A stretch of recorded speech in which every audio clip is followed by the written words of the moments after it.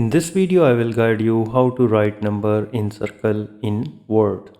So first you need to type the number, for example 1, and then head to the insert and click on the shapes and click the oval shapes and draw over it. And now right click and go to the format shape, and you need to click on the fill and click no fill. And now you can head to the line and change the color of your choice, for example red. You can resize the circle by dragging this point. Here you can increase or decrease the transparency of circle. You can increase the width of the circles, and here it is.